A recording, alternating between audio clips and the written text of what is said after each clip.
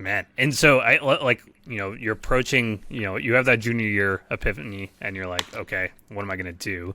You graduate. What happens after that? Like, were you just like, okay, well, I'm not going to be a nutritionist, I'm not going to be a pro football player. Like, what happened after that, and sort of, where'd your head go immediately after? So I had to get an internship to graduate. And so I ended up meeting this person out in Virginia who put on these college all-star games. And I needed the internship, and so I ended up accepting it, and I flew out to Virginia to be an intern at this college all-star game. And I met a sports agent there. And he was like he wasn't like a sports agent that was representing a lot of NFL players. He was a guy that like really tried to find the Carson Wentzes, the guys that were playing at the Division I AA level or maybe the Division II level that he thought had the ability to play at the next level. And so I started talking with him about this industry, and I knew it existed. I mean, you and I have both seen Jerry Maguire. Like, we know what a sports agent is. I think most people listening to this podcast, I wanted to be like, after I met him, I started thinking about it a little bit. And I was like, man, like, I would love to be Jerry Maguire. It's like a sexy industry. I love football.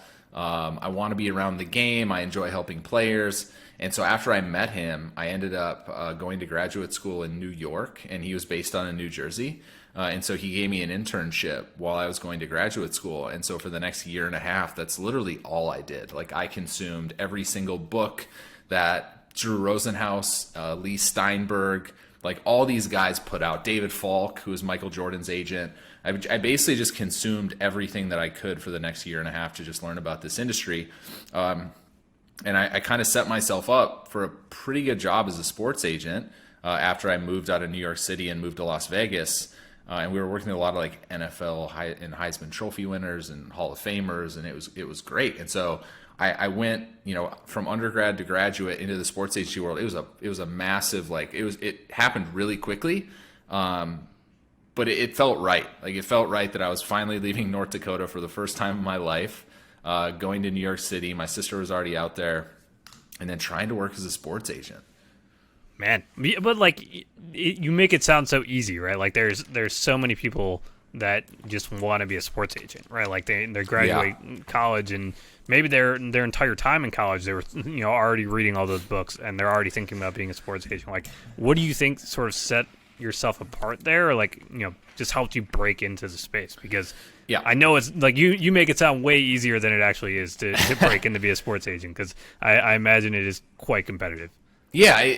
Okay. So when I got a little bit lucky when I went out to New Jersey and I met this sports agent, and he gave me an internship. But what I did understand was, yes, like you said, it's very difficult to get a job as a sports agent. These jobs don't exist. They're not posted on Indeed. They're not on LinkedIn. These jobs don't exist. It's a relationship game. So I knew that in my head, I was like, I not only need to like educate myself on this entire industry, but when I get the opportunity, when I eventually like meet one of these people that work in this industry, I need to be so sharp that they have to hire me. And so that's why I just like dedicated my life during graduate school for that year and a half to just learning the industry, studying the collective bargaining agreement.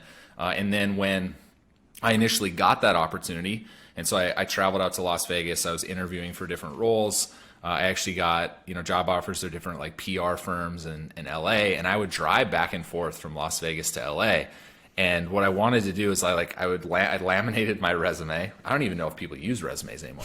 I laminated my resume, and I would sit in the lobbies at like CAA, William Morris Endeavor, like Rep One Sports, Athletes First. Gosh. And I would like wait for these agents to walk out, and I'd be sitting in the lobby, and I would just like hand them my resume. That was like in my head, I was like, I'm just gonna go approach them and try and just like start a conversation and build a relationship. So I'm from like middle and nowhere in North Dakota. Like, how am I getting connected with these people?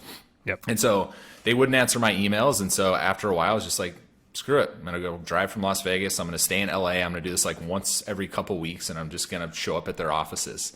I got kicked out of a lot of those lobbies. Was there anyone else there, like, or were you the only like crazy person to do this? Like, is this a common thing? Like, that is insane.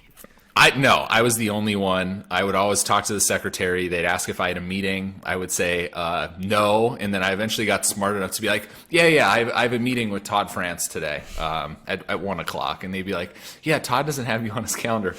So I started like figuring out what agents worked at these places, and I would just say I had a meeting on the books. I never got in though. So I just kept getting like kicked out of lobbies, and then I eventually got an introduction to someone in Las Vegas. And that's like when I got my opportunity. You know, we met for lunch. I talked about how dedicated I was to the industry, how I wanted to be an NFL agent, and he ended up giving me a shot. And so I got an internship in Las Vegas at a company called Fritz Martin Management. Still exists to this day. They represent a lot of big names in the industry, and so that's really how I got my shot as a sports agent. Wow. And then like, past that, right? Like you finally break in, you think that this is like the dream job, or at least I imagine at the time you thought that was your dream job. Like, and then you then, leave and you start to manage a completely different world. Like, was it just like right after your internship in that world, you're like, okay, look, I think there's another opportunity and I should go and chase that? Or, how long did it take you to realize, okay, I should be going to a different space? I actually enjoyed it a lot. I got to travel. I mean, the people that I got to work a lot with were, Barry Sanders, Marcus Allen, Tim Brown, Joe Theismann, and then I got to travel a little bit with like Richard Sherman and Odell Beckham Jr. Wow. It doesn't really get any bigger than that at the NFL level, and I enjoyed it. I think what I didn't enjoy was the recruiting process. Every year, obviously, the NFL draft comes around and all these agents are competing for clients, and you're chasing kids around like USC and Alabama and Mississippi. And that was the thing that I didn't enjoy, was the recruiting aspect of it. And it's a dirty game. It actually is a very dirty game of like money under the table. And I know colleges are trying to regulate it, but a lot of the agents are very good at hiding that stuff. And so I really wasn't a fan of like the foul play in the industry and how some of these clients were getting signed.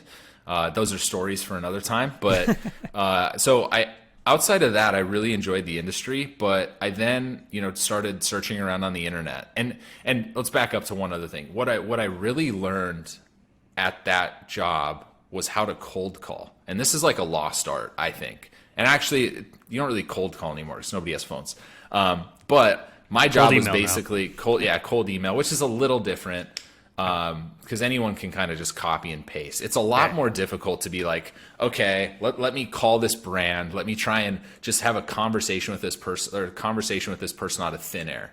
And so I would do that every single day. Like we would just ring the phone and I would just call people to try and have conversations about our clients. That was like, I think that was probably the thing I got the most experience on, was just like how to generate relationships out of nowhere. Like just off a, hey, how are you? My name is Reed. And then just trying to generate that relationship and conversation. Wow. That's, cold calls are brutal. I did cold calls for a little bit at Google, and oh my gosh, I remember just always being like, this is so frightening, and like praying that they didn't answer, because like it was like weirdly like you had to do a certain number, and I was like, please don't answer like this. I don't want to deal with this conversation.